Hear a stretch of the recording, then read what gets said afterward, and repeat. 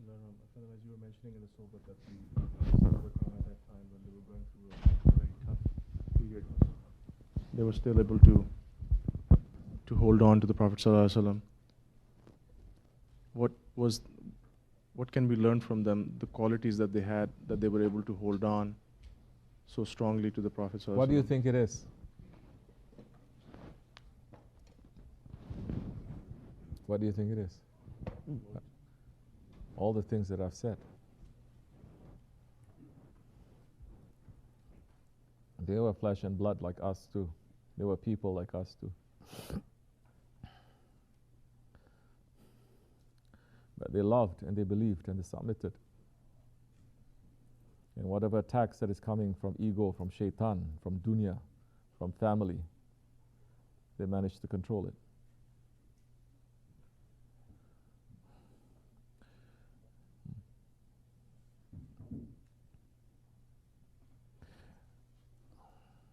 They were going through the boycott at that time. There was no food. They were eating the barks and the roots and the trees. You're dying from starvation. Imagine your children dying, getting sick. Are we even imagining that? Are we even putting ourselves in those shoes? Are we taking that seriously? Or are we looking at amazing stories? The Prophet ﷺ wasn't sitting with them and opening up so much miracles to them too. Fahri Kainat, he could have brought down food from the paradises to them. Yes? He could have done so much, but he didn't. And he's watching his followers, looking at him. And he's saying, be patient, Allah is with us. So we're all entitled. We're all spoiled. Because we never even suffer anything. Nothing. Their lives are filled with suffering and tests. Little bit of test we get, little bit of test, little bit of test, we say, what are you? Who are you? Who are you to tell me that? This is the curse of the dunya and the love of the dunya and what we have surrounding us. That we have a choice. You think those ones, they have a choice? To say, you follow him, we cut you off.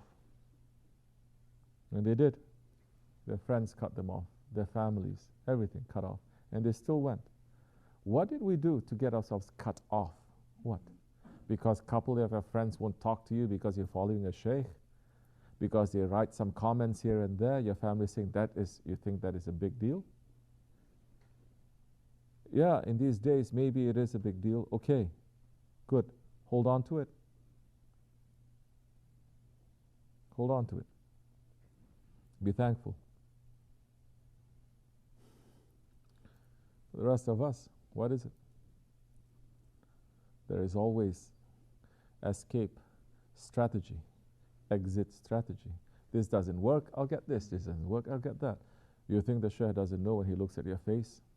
Whether you put it all here, there is no escape now, as the Sahabis did. Or he doesn't know, okay, if this doesn't work out, it's this, this, this, then this. But everyone is moved by these stories. Everybody wants to.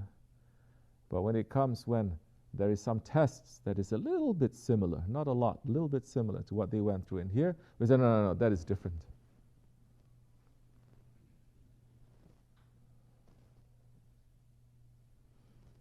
We're in tariqat to walk in the footsteps, to learn more, to experience. So when the experience comes to you, running away from it is the most foolish thing you can ever do.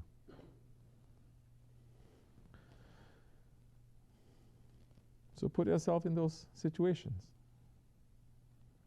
Put yourself in impossible situations. Say, if this happens, what I'm going to do? And be sincere. If shaitan whispers this to my heart, what I'm going to do? If this person does this, what am I going to do? If I lose this, what am I going to do? If they offer me this, what am I going to do? Put yourself in those situations. Prepare. Take precautions. To take precautions, it is farce. So you prepare. That means you are looking to your enemy to see, okay, I'm here, I'm behind the walls, I'm safe. But what are they preparing? How are they preparing? They're being very quiet. Why is that? Maybe they're making a tunnel underneath. Maybe they're going to throw something from the air. Maybe they're going to send someone who looks like a friend but is not. You're always on your guard. But people are not busy doing that. They're busy being suspicious of one another. Friends to friends, husbands to wife, wife to husbands, children to fathers, parents to children. What is this? They're not thinking. We have differences. They're small. The big thing is this. Concentrate on this. Anything that is going to interfere into this foundation, both of us, we have to understand what it is and make it to become strong, small.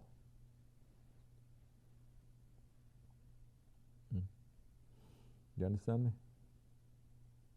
So we're going to take lesson.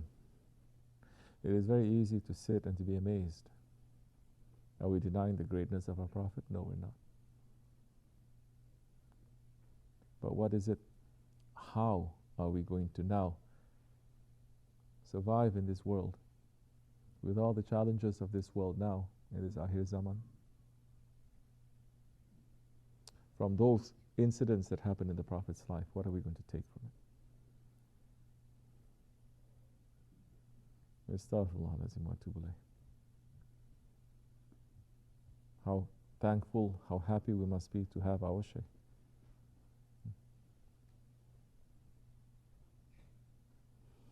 That without his guidance, we can have everything but be lost. We can be worshipping but be lost. We can have the knowledge of Islam but be lost. We can have our wealth and our health and everything but be lost.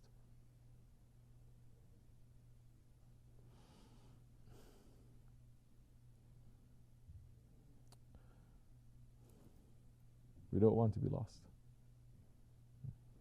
We want to follow step by step. Hold on tightly. If it burns, like Shaykh Efendi is saying, Akhir Zaman, your faith is like coal, like fire in your hands. If it burns, it will burn. It will be difficult. If it burns, put it into the other hand. If it burns the other hand, put it into the other hand, but don't drop it. Don't get sucked into this world. And stop using pandemic as an excuse.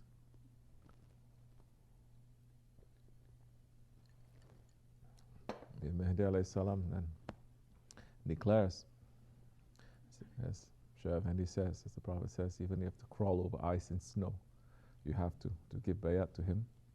What excuse are you going to give? Pandemic? Or you're going to give, Dajjal blocked the roads, I can't go. Americans are going to say that. Thousands. You must be ashamed to even say. You must even I have no excuse, I can't. But I must do something. You cannot do this, do this. You cannot do this, do this. But do something. This is also one of the meanings. The fire is burning, put it in the other hand. You cannot, but don't drop it. I'm saying 10 years have passed. What 11th year is going to open?